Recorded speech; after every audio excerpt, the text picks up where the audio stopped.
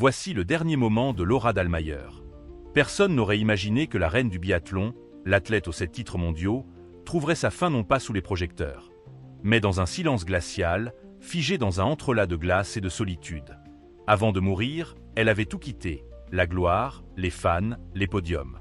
Et dans un souffle presque oublié, elle aurait confié à un ami proche « Je dois gravir cette montagne.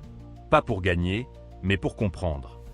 Laura Dahlmeier est morte à 31 ans, sur les hauteurs impitoyables du mont Laila, au cœur d'une crevasse oubliée. Un endroit si reculé que même les guides expérimentés hésitent à y poser le pied. Pourquoi y était-elle? Que fuyait-elle? Ou plutôt, qu'allait-elle chercher? Cette vidéo ne raconte pas seulement la biographie d'une championne. Elle vous révèle les zones d'ombre derrière la légende. Ce que peu osent dire. Pourquoi une athlète adorée, multimédaillée, brillante et jeune, a décidé de s'effacer? Pourquoi, après avoir connu le sommet de la gloire, elle a choisi une retraite précoce? Et comment cette quête intérieure l'a menée, étape par étape, vers un destin tragique? Il y a des blessures que ni l'or ni l'applaudissement ne peuvent guérir. Et dans le cas de Laura, il semble qu'elle ait porté un vide plus lourd que ses carabines olympiques. Dans cette vidéo, vous découvrirez la vérité brutale et poétique de sa vie après le sport. Les non-dits, les tensions, les secrets, mais aussi l'émouvante sincérité d'une femme qui cherchait autre chose qu'un chronomètre à battre. Son dernier instant ne s'est pas passé sur une piste blanche ou devant des caméras. C'était aussi une ère de pression médiatique étouffante, de course à la performance, de calendrier surchargé, d'attentes inhumaines. L'Allemagne voyait en elle la relève de Magdalena Neuné, et peut-être même plus. On ne lui laissait aucun répit. À 25 ans, derrière ce regard concentré et ce sourire contrôlé, quelque chose se fissurait. En 2019, alors que tout semblait indiquer une nouvelle saison de triomphe, Laura annonce sa retraite, à seulement 25 ans. Une bombe. Une incompréhension nationale. Les médias parlent de choix personnel, de fatigue mentale, de besoin d'autre chose. Mais personne ne creuse plus profondément. Le thème implicite de cette histoire commence ici. Une femme qui a été façonnée, presque enfermée, dans un moule de championne, décide de tout quitter pour se retrouver. Mais que se passe-t-il quand la lumière s'éteint? Que reste-t-il quand l'adrénaline disparaît? Qui est Laura sans ses skis, sans ses fans, sans sa cible à 50 mètres? Après sa retraite, elle se retire dans un autre monde, celui de l'alpinisme, de la solitude, des grandes traversées en haute montagne. Là où il n'y a ni arbitre, ni juge, ni public. Elle grimpe, explore, écrit. Elle refuse les plateaux télé, décline les contrats publicitaires. Une absence volontaire. Une disparition douce, mais totale. Certains admirent ce geste. D'autres murmurent qu'elle fut quelque chose, ou quelqu'un. Ce qu'on comprend peu à peu, c'est que Laura était peut-être plus libre dans les tempêtes de glace que sur les podiums dorés. Que l'ascension de Laila, ce sommet rude et isolé du Karakoram, n'était pas un défi sportif, mais une quête spirituelle, une échappée intérieure. Et dans ce décor grandiose et impitoyable, son destin s'est scellé. La tragédie de Laura Dahlmeier n'est pas celle d'une chute, mais d'une invisibilité choisie, d'un adieu silencieux au bruit du monde. Et c'est dans ce paradoxe que réside le cœur du récit. L'une des femmes les plus regardées de son époque a décidé de disparaître là où plus personne ne la verrait jamais. Elle avait tout. Et c'est peut-être précisément cela qui l'a perdu. Quand Laura Dahlmeier triomphe au championnat du monde de Hochfilzen en 2017, remportant 5 médailles dont 3 en or, elle devient une légende vivante. Le biathlon n'avait pas connu pareille domination depuis des décennies. Elle est jeune, charismatique, disciplinée jusqu'à l'obsession. L'Allemagne se pâme. Le public l'adore. Les marques se bousculent pour coller leur image à son visage frais et déterminé. Mais derrière ce succès fulgurant, quelque chose s'effrite. Une pression invisible ronge le vernis. Laura ne dort plus. Elle ne mange plus correctement. Elle s'entraîne jusqu'à l'épuisement. Elle ne supporte plus les interviews. Ce n'est pas l'échec qui lui fait peur, c'est de ne plus pouvoir respirer. Sa vie est millimétrée, chaque geste surveillé. Elle n'appartient plus à elle-même. L'événement initial, celui qu'on ignorait alors mais qui marquera le début de la fin, survient en coulisses. Lors d'un stage d'altitude, Laura s'effondre soudainement, victime d'un surmenage extrême. Diagnostic Medical. Fatigue chronique, déséquilibre immunitaire. Le corps dit stop, mais l'encadrement veut qu'elle continue. Après tout, c'est la saison olympique. Pyeongchang approche. Elle y va. Et elle gagne 2 médailles olympiques, dont l'or dans la poursuite. Le sommet absolu. Mais en réalité, ce fut sa dernière course intérieure. Je me suis senti vide, complètement vide, juste après la médaille. Confiera-t-elle plus tard à demi-mot dans un podcast confidentiel. J'ai compris que ce n'était plus pour moi. Le scandale, ou plutôt le non-dit dérangeant, commence ici. Une star au sommet qui refuse de continuer. Des sponsors qui grondent. Des fédérations qui murmurent. Pourquoi ne pas tenir 2 ans de plus? Pourquoi gâcher un tel talent? Certains journaux titrent « Caprice de championne ». On insinue qu'elle aurait été influencée par des mouvements spirituels. D'autres parlent d'un burn-out mal soigné. Certains prétendent qu'elle aurait eu un conflit violent avec un membre de son équipe. Un entraîneur trop dur, une pression interne trop forte. Rien n'est confirmé. Tout est nié. Mais Laura, elle, s'éteint doucement. Elle annonce sa retraite à 25 ans, dans une vidéo sobre.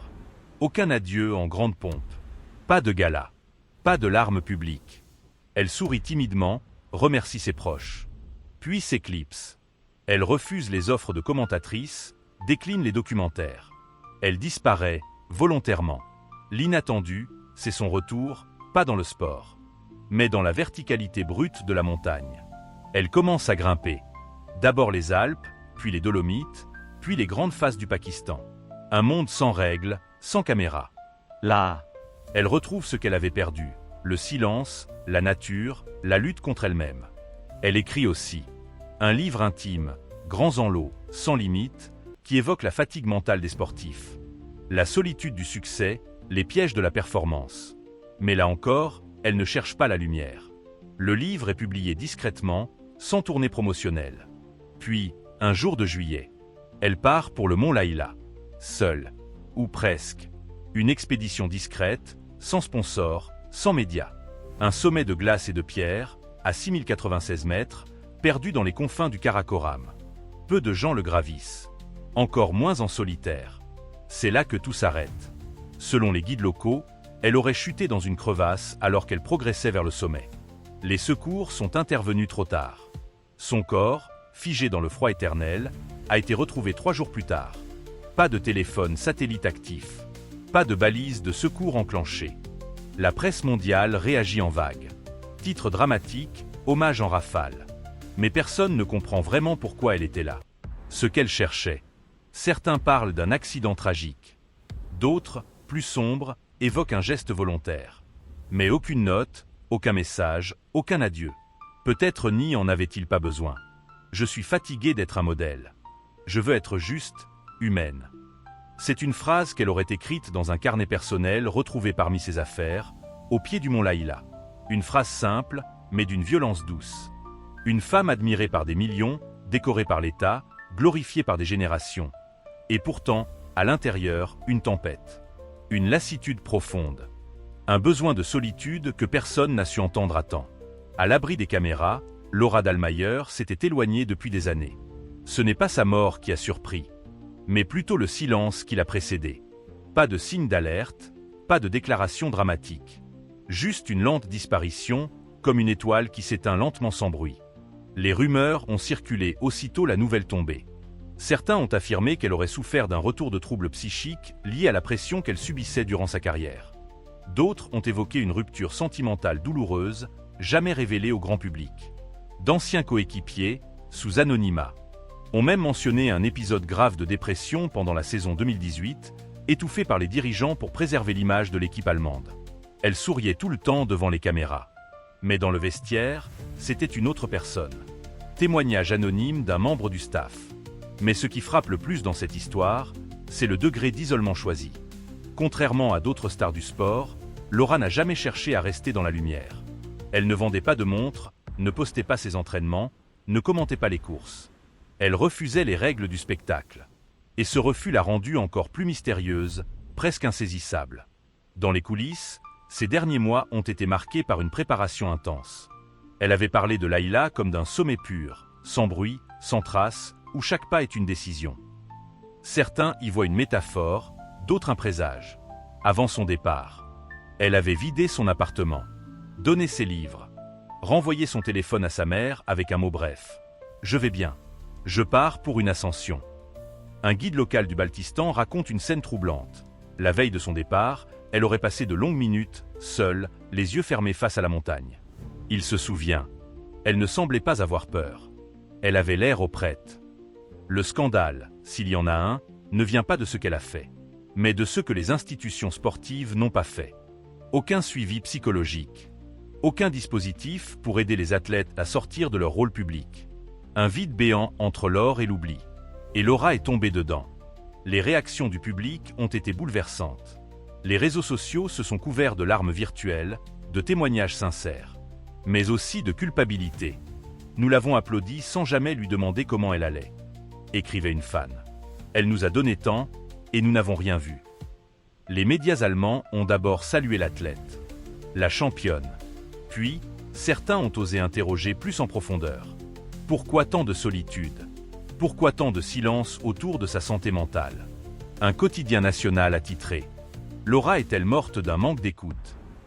Une question crue, mais nécessaire. Dans une interview posthume, publiée quelques jours après sa disparition, un extrait de ses écrits personnels a été diffusé par sa famille, à contre-cœur, pour briser l'image figée de la sportive modèle. La vraie victoire, ce n'est pas de battre les autres. C'est de ne plus avoir à se battre contre soi-même. Voilà le cœur de son combat. Et si son dernier pas, sur cette crête gelée, n'était pas une chute, mais un choix, une dernière tentative de communion avec le monde. Un cri muet vers un espace plus grand qu'elle. La vérité noire de Laura Dahlmeier, c'est qu'elle n'est jamais tombée.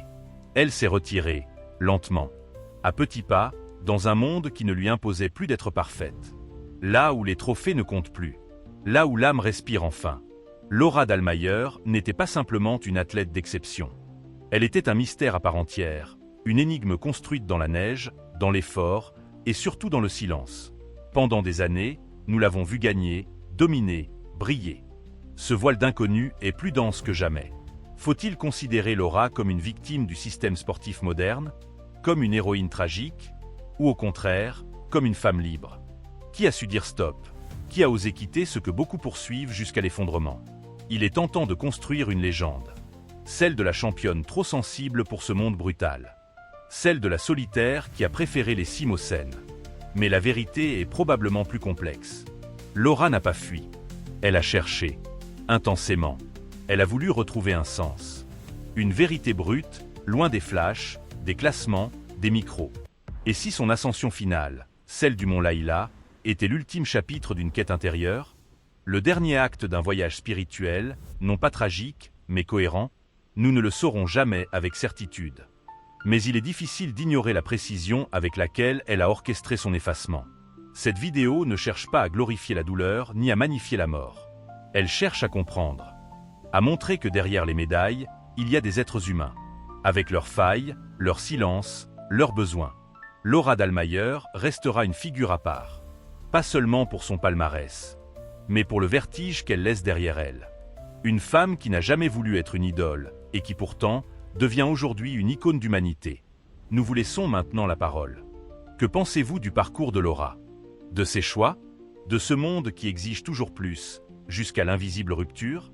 Partagez vos pensées, vos émotions, vos doutes aussi, car ce n'est pas seulement une vidéo, c'est un miroir. Celui d'un monde où le succès peut tuer doucement, et où le silence peut être plus fort que n'importe quelle victoire. Il y a des histoires qui n'ont jamais été racontées. Mais maintenant, vous les connaissez. Laura Dahlmeier ne reviendra pas. Mais son silence, lui, résonne encore. On se souvient de ses foulées fluides dans la neige, de ses tirs qui claquaient comme des promesses, de sa façon de croiser la ligne d'arrivée sans crier, sans lever les bras. Juste avec ce petit sourire fatigué. Elle n'a jamais eu besoin d'en faire trop. Elle était là pour l'essentiel. Et pourtant, ce que nous retenons aujourd'hui, ce ne sont pas seulement ses victoires. C'est son retrait, sa disparition douce, son besoin d'air pur et de solitude. Elle a quitté le vacarme de ce monde en pleine conscience. Comme on quitte une pièce devenue trop bruyante pour entendre ses propres pensées. Laura ne voulait pas d'hommage. Elle ne cherchait pas à être pleurée. Elle voulait vivre autre chose. Elle voulait grimper, sentir le vent des cimes, être petite face à l'immensité. Là-haut, plus personne ne lui disait quoi faire. Là-haut, elle redevenait elle-même. Certains diront que c'est une fin tragique. D'autres, que c'est une forme de paix. Peut-être est-ce les deux à la fois. Mais ce que l'on sait, c'est qu'elle a laissé derrière elle bien plus qu'un palmarès. Elle a laissé une question ouverte. Qu'est-ce que cela coûte, vraiment, de toujours être la meilleure? Nous ne pourrons plus lui demander. Mais peut-être que, désormais, nous poserons cette question aux autres. À celles et ceux qui sourient sous les feux de la rampe, mais qui, au fond, cherchent simplement un endroit où se reposer. Laura, là où tu es, peut-être que la neige est encore vierge, que le vent ne juge pas, et que le silence te berce enfin. Merci pour ton courage, pour ta lumière, et pour cette dernière leçon, offerte sans mots, entre la roche et le ciel.